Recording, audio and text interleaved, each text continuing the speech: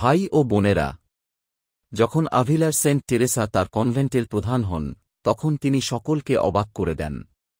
Chapter রুমে উচ্চপদস্থ ব্যক্তির জন্য একটি বড় চেয়ার সংরক্ষিত ছিল, কর্তৃত্বের আসন। টেরেসা তাতে বসতে অস্বীকৃতি জানান।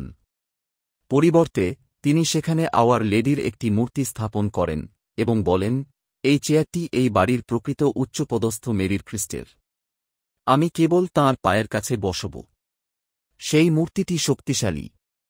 খালি রাখা একটি চেয়ার, কারণ কেউ সেখানে ছিল না, বরং কারণ কেবল খ্রিস্টই সেখানে ছিলেন।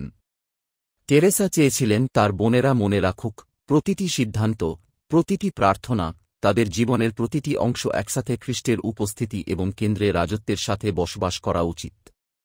আরেকজন মহান সন্ত, সেন্ট বেনেডিক্টেরও একই রকম গল্প আছে, যার সন্ন্যাসীরা একটি সাধারণ কাঠের বেঞ্চে জড়ো হতেন যা ঈশ্বরের উপস্থিতির জন্য আকুল ভাইদের দ্বারা মসৃণভাবে পরিধান করা হতো।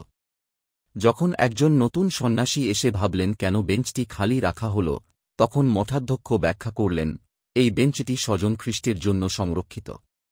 আমরা তাঁর পাশে বসে থাকি, তাঁর জায়গায় কখনো না। এই দুটি গল্পই আমাদেরকে একটি গুরুত্বপূর্ণ বিষয় মনে করিয়ে দেয়, যেই নেতৃত্ব দিন না কেন, আমাদের যে ভূমিকায় থাকুক না কেন, আমাদের জীবনে কেবল খ্রিস্টই সম্মানের স্থান পাওয়ার যোগ্য। তাঁর জন্য একটি চেয়ার বা বেঞ্চ খোলা রাখা মানে স্বীকার করা যে প্রকৃত নেতৃত্ব, প্রকৃত কর্তৃত্ব খ্রিস্টের, যিনি আমাদের হৃদয়ে শান্তভাবে কিন্তু শক্তিশালীভাবে রাজত্ব করছেন। আজকের সুসমাচারে যিশু ঠিক এই প্রশ্নটি উত্থাপন করেছেন। তিনি আমাদের এমন একজন রাজার কথা বলেন যিনি তার পুত্রের জন্য একটি বিবাহের ভোজ প্রস্তুত করেন। সবকিছু প্রস্তুত, খাবার, সঙ্গীত, আনন্দ, কিন্তু আমন্ত্রিত অতিথিরা আসতে অস্বীকার করেন। কেউ কেউ খুব ব্যস্ত, অন্যরা উদাসীন, কেউ কেউ এমনকি বার্তাবাহকদের সাথে খারাপ ব্যবহার করে, এবং রাজার পুত্রের চেয়ারটি খালি থাকে। এই দৃষ্টান্তটি আমাদের জন্য একটি আয়না। ঈশ্বর হলেন রাজা, বর খ্রিস্ট, এবং ভোজ হল রাজ্য, ইতিমধ্যেই এখানে শুরু হয়েছে, বিশেষ করে ইউক্যারিস্টে। প্রশ্ন হল, আমরা কি খ্রিস্টকে সম্মানের আসন ত্যাগ করি, নাকি আমরা আমাদের বিক্ষেপ, উদ্বেগ এবং অহংকার দিয়ে তাঁকে চাপা দিই? রাজার জেদ আশ্চর্যজনক। প্রথম অতিথিরা প্রত্যাখ্যান করলেও তিনি হাল ছাড়েন না, তিনি বারবার আমন্ত্রণ পাঠান।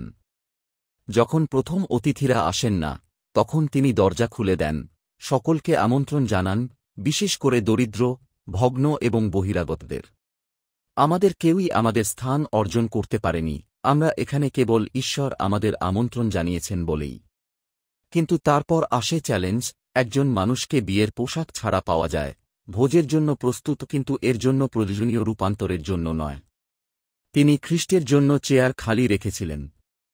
ঈশ্বরের ভালোবাসা বিনামূল্যে, কিন্তু এটি সস্তা নয়। আমন্ত্রণ খোলা আছে, কিন্তু এটি, যেমন আছো তেমনই আসো, যেমন আছো তেমনই থাকো, নয়।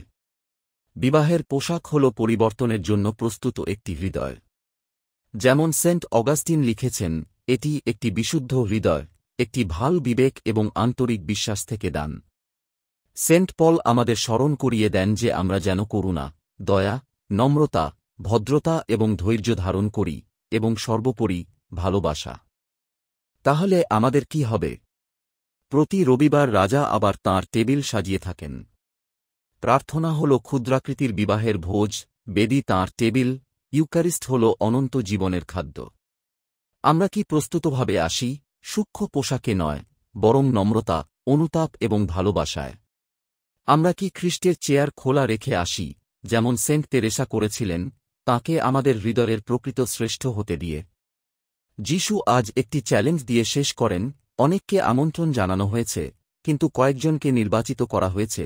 নির্বাচিতরা নিখুঁত নন, বরং যারা খ্রিস্টকে তাঁর ন্যায্য স্থানে বসতে দিতে প্রস্তুত, অনুগ্রহ এবং ভালোবাসায় পরিহিত। আমার বন্ধুরা, আমন্ত্রণ এখনও বহাল আছে। ভোজ প্রস্তুত। রাজা অপেক্ষা করছেন। আসুন আমরা আগ্রহ এবং নম্রতার সাথে উত্তর দিই। আসুন আমরা খ্রিস্ট, মরিয়মের খ্রিস্টের সম্মানের আসন ছেড়ে প্রেমের পোশাক পরে আসি, যাতে একদিন আমরা স্বর্গের চিরন্তন ভোজে সম্পূর্ণরূপে অংশ নিতে পারি। আর তাই আজ, যখন আমরা এই বেদির কাছে পৌঁছাই, আসুন আমরা খোলা হৃদয়ে আসি, যিনি আমাদের তাঁর জীবন দিয়ে খাওয়ান, সেই খ্রিস্টকে গ্রহণ করার জন্য প্রস্তুত থাকি। আমরা যেন তাকে আমাদের হৃদয়ে সম্মানের আসনে স্বাগত জানাই এবং তাঁর কাছে প্রার্থনা করি যেন তিনি আমাদের তাঁর ভালোবাসায় নতুন করে পরিপূর্ণ করেন। আমিন। I would like to travel over the whole earth to preach your name and to plant your glorious cross on infidel soil. But one mission alone would not be enough for me. I would want to preach the gospel in all 5 continents simultaneously, even to the most remote islands.